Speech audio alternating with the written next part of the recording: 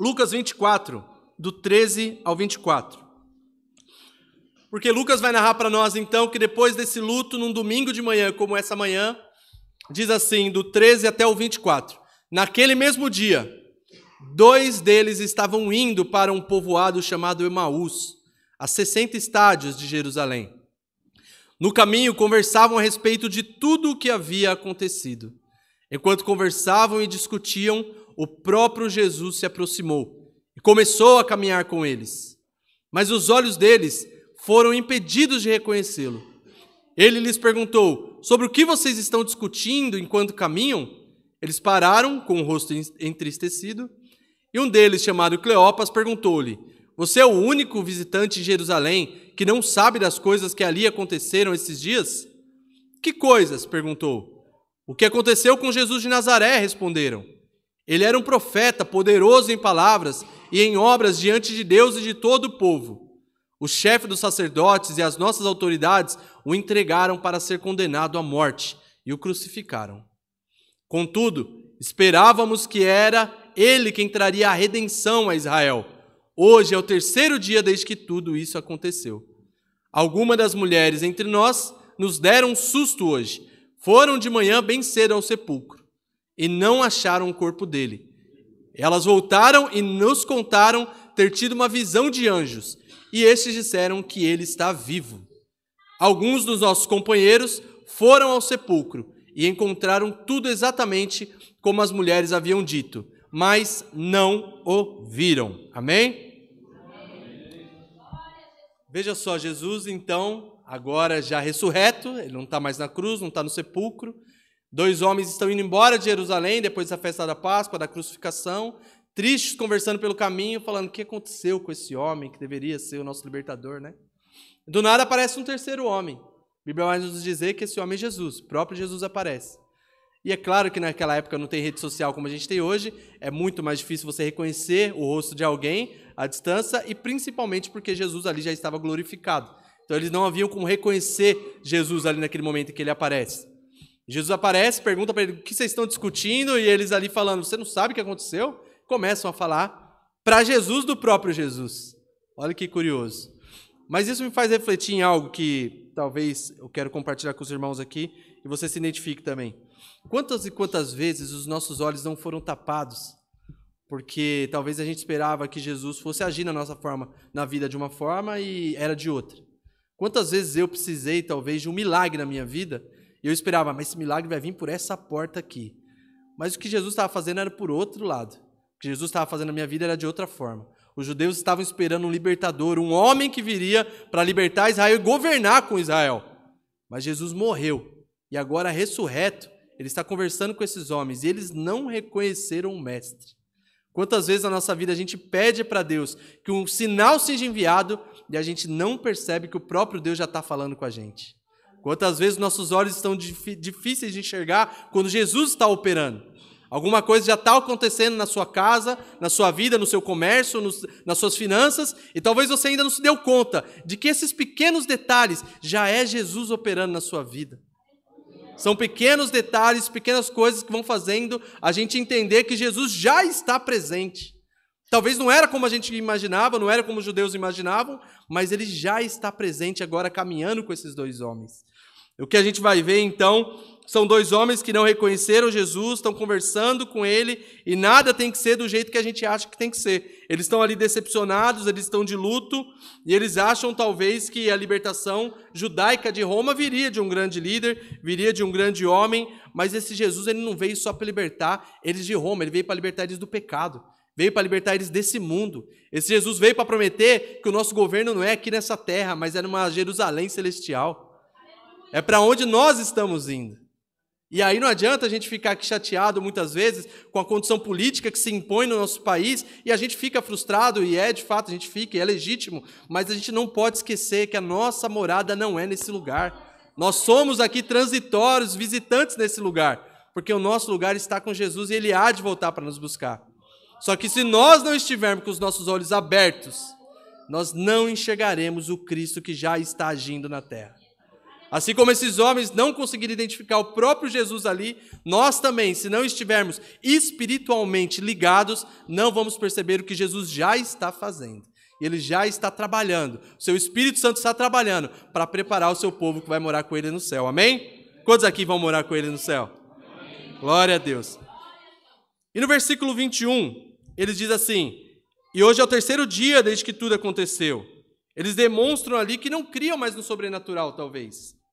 Porque eles falam que agora já passou 3 dias. E existia uma crença na época, rabínica, judaica, de que se alguma coisa tivesse que acontecer no corpo de alguém, espiritual, o que seja, precisava acontecer em 3 dias. Então os judeus acreditavam, depois de 3 dias, 4º dia, a alma, o espírito já se desliga do corpo. Então não tem mais. E é por isso que a gente vê, por exemplo, Jesus ressuscitando Lázaro, mostrando que para ele não depende nada de tradição rabínica, nem de judeu. Ele fala assim, eu opero da forma como eu quero. E ali, quando é o 4º dia, a gente vê Lázaro de pé. Então Jesus ele mostra o seu poderio antes de morrer já em tudo isso. Agora esses homens estão falando, já faz 3 dias. Ou seja, o que tinha que acontecer já deveria ter acontecido. Mas eles não entenderam ainda que o próprio Jesus está do lado deles. O milagre está andando com eles ali, né? Então, não adianta a gente ficar vindo para a igreja todo domingo, não adianta a gente cumprir rituais, não adianta a gente ficar achando que na nossa religiosidade a gente vai merecer o céu, porque muitas vezes Jesus já está do lado, mostrando para nós o caminho que devemos seguir e as coisas que Ele já está fazendo, que não são por nosso mérito, mas é pela graça de Jesus, é pelo que Ele já fez por nós, não pelo que a gente pode fazer, não é verdade? Enfim, e muitos de nós às vezes permanecemos assim, não observamos a palavra de Deus e aí a gente fica esperando uma resposta que não vai vir da forma como a gente pensa. Mas eu quero observar agora Lucas 24, continuando o texto, do 25 ao 27. O poder da palavra. O 25 ao 27 diz assim: Ele lhes disse, como vocês custam a entender e como demoram para crer em tudo o que falaram os profetas. Não devia o Cristo sofrer essas coisas e entrar na sua glória? Então, começando por Moisés e por todos os profetas, explicou-lhes o que constava a respeito dele em todas as Escrituras. Olha que interessante. Jesus aqui não aparece simplesmente para eles e faz um milagre agora para que eles acreditem. Jesus vai na palavra. Jesus vai nas Escrituras, fala, olha, vocês são tão tradicionais na Escritura, os judeus da época, né? Assim, mas já existia profetas que diziam que tudo isso deveria acontecer. E vocês não observaram isso? Vocês não estão entendendo? Então agora eu vou mostrar para vocês. E aí, como diz o texto, começando por Moisés e todos os profetas, Jesus está ensinando para eles todos os sinais que deveriam seguir. Jesus está mostrando na palavra, na Escritura, aquilo que muitas vezes a gente busca em lugar que não deve buscar. A gente busca talvez em sinais, às vezes que a gente quer. Deus manda alguém falar comigo lá quando eu estiver, naquele horário, naquele dia. E a gente fica tentando limitar Deus, né, na forma que Ele quer agir. Quando, na verdade, na sua palavra já está tudo aquilo que a gente precisa saber, já está tudo aquilo que a gente precisa cumprir. Deus agora está falando com esses homens, falando, olha para as Escrituras, é lá que vocês vão entender o que já deveria estar acontecendo. E assim também é para nós hoje. Quantos de nós, quanto o nosso povo, o Brasil, as nações, perecem porque não olham na Escritura o que Jesus já deixou determinado, que no final do tempo o amor de muitos esfriariam, que no final do tempo a gente veria coisas que estão acontecendo hoje. E a gente não atento a tudo isso, não percebe que Jesus está voltando. E que as coisas estão convergindo para esse grande dia de celebração em que estaremos todos juntos com Ele na glória. E aí a gente fica sofrendo aqui por coisas terrenas, porque como esses homens, a gente não olhou o que já estava estabelecido na Escritura. Porque a gente não olhou o que já está na Bíblia claramente para nós. É o que Deus já tinha falado e já tinha deixado para nós. Enfim, glória a Deus pela sua palavra e porque através da sua palavra nós somos transformados aqui nessa manhã. Enfim, eles chegam ao seu destino. Esses homens estão caminhando até Emaús, mas eles chegam ao destino no versículo 28 ao 32 agora, 24 do 28 ao 32, porque os homens chegam. Agora Jesus, esse homem que está com eles, que eles não sabem que é Jesus, vai ter que se dividir com eles, vai ter que sair. E olha o que acontece. Ao se aproximarem do povoado para o qual estavam indo, Jesus fez como quem ia mais adiante. Eles, porém, insistiram muito, fique conosco, pois o dia já findou, está chegando a noite. Então, entrou para ficar com eles. Quando estava à mesa com eles, tomou o pão, deu graças, partiu e deu a eles. Então os olhos deles foram abertos e o reconheceram, mas ele desapareceu. Então perguntaram um ao outro: não ardia o nosso coração enquanto ele nos falava no caminho e nos explicava as Escrituras? Só até aí. Olha, esse talvez seja o momento mais sublime desse texto, porque duas coisas aconteceram aqui. Os olhos deles se abrem no momento em que Jesus parte o pão. Os olhos deles, eles entendem o que está acontecendo no momento em que Jesus parte o pão. E outra coisa, quando Jesus vai embora, eles começam a se questionar. Quando ele estava falando, seu coração também estava queimando? Acontecia alguma coisa quando ele ministrava a palavra? Então eles entendem que através desses dois sinais, Jesus estava no meio deles. Por que isso é importante para nós? Porque no momento de compartilhar o pão, que nós reconhecemos Jesus. É no momento em que eu e você estamos diante de uma pessoa muitas vezes necessitada. É no momento em que nessa comunidade aqui, irmãos aqui que se ajudam, que estão juntos todos os dias, que de domingo a domingo a gente se encontra, que a gente encontra Jesus. É no momento em que você pede oração para uma irmã, para um irmão, é no momento em que alguém vai dividir com você algum fardo que está carregando, e no momento de oração juntos aqui, que nós encontramos Jesus. E é no momento da palavra, da leitura da palavra, do estudo da palavra de Deus, do que a Bíblia nos traz, que o nosso coração vai queimando e a gente vai vendo. Enquanto ele falava, o seu coração também queimava.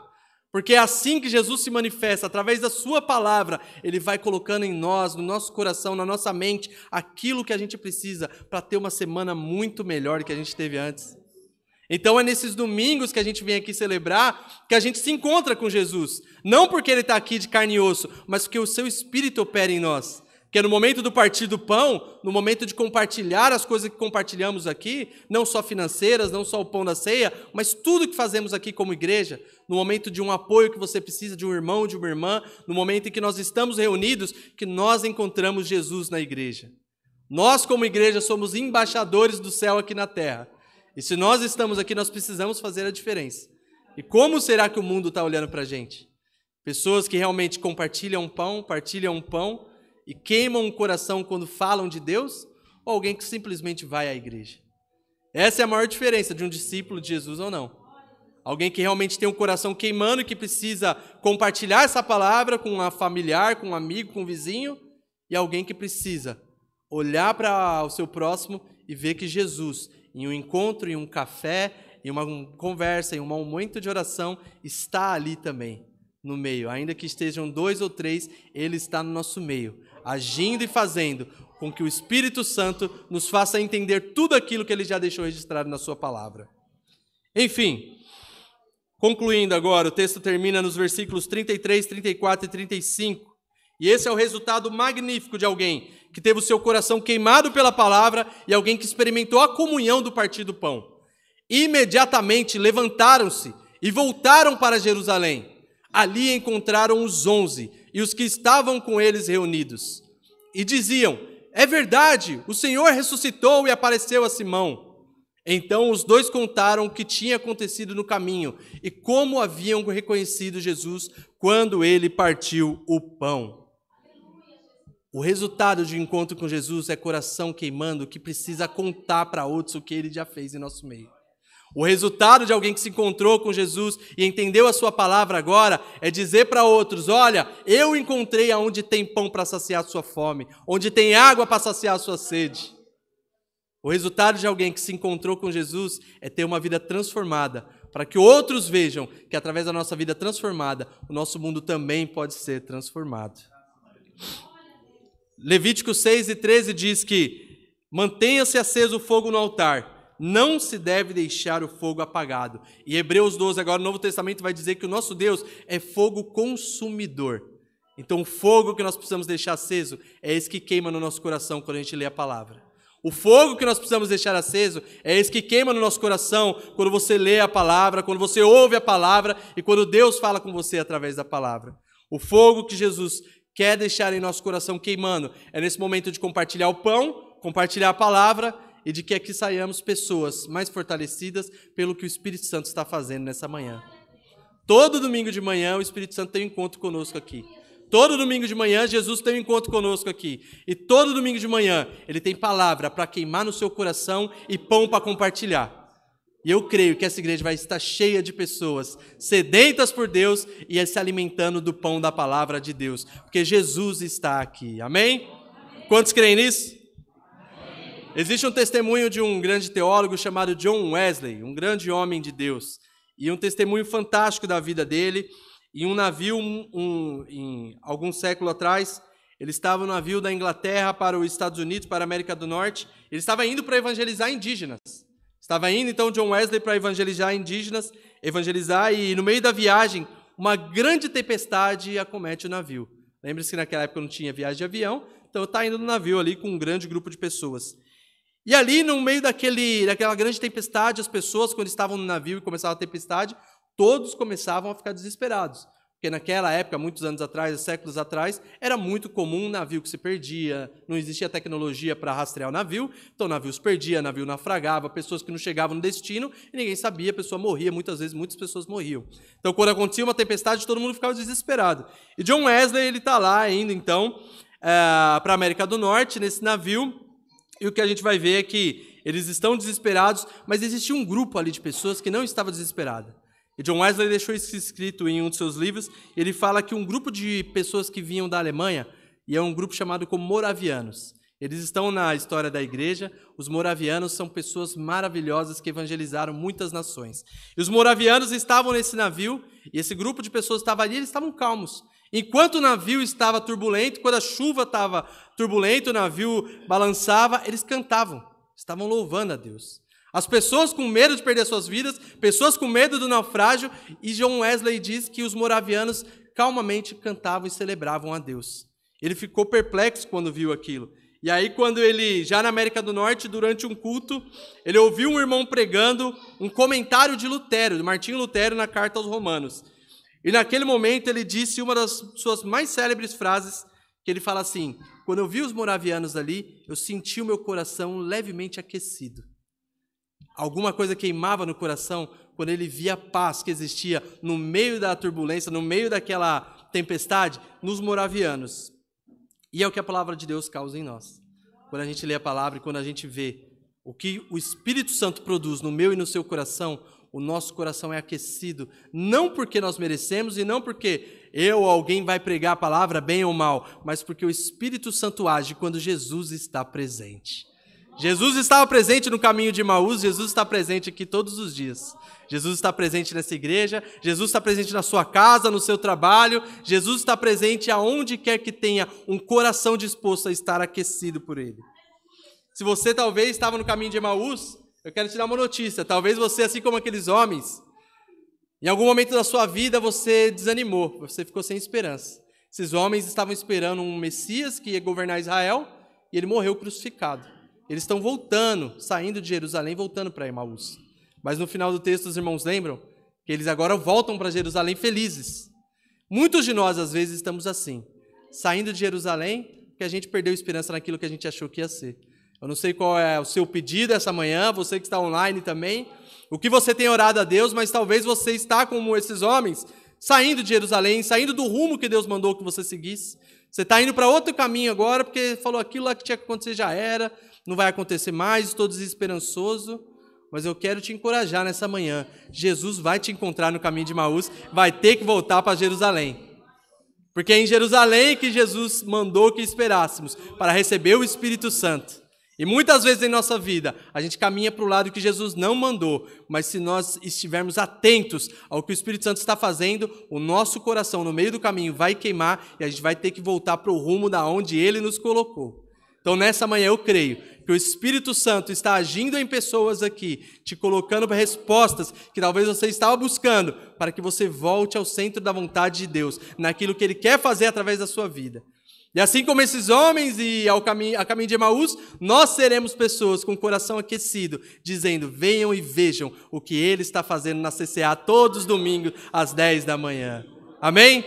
Glorificado seja o nome do Senhor, Deus seja louvado, que Deus abençoe a igreja.